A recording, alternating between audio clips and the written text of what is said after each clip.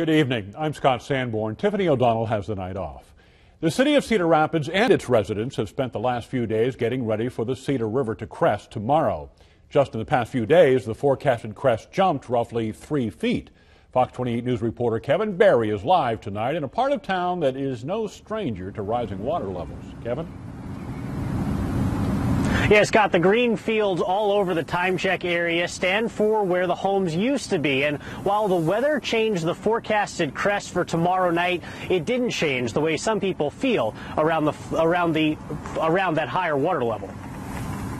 You saw a lot of rain that happened in our watershed, and that impacted the final numbers. Last week, the protection plan didn't include sandbags. With a crest a little higher than 17 feet expected Tuesday night, now the city has already used more than 15,000 bags and will be making more before the river peaks, just in case.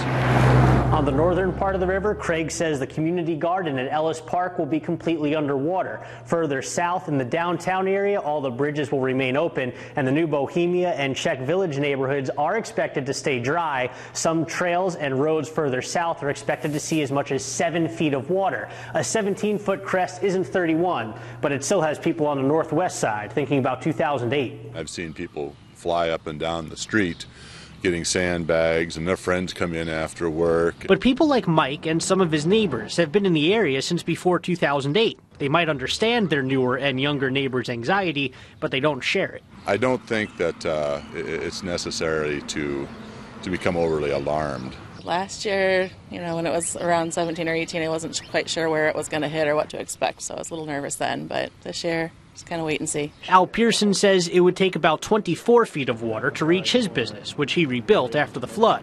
He says he's not worried about Tuesday either. That said, anytime we start closing streets and seeing a crest predicted above flood stage, it does make me nervous.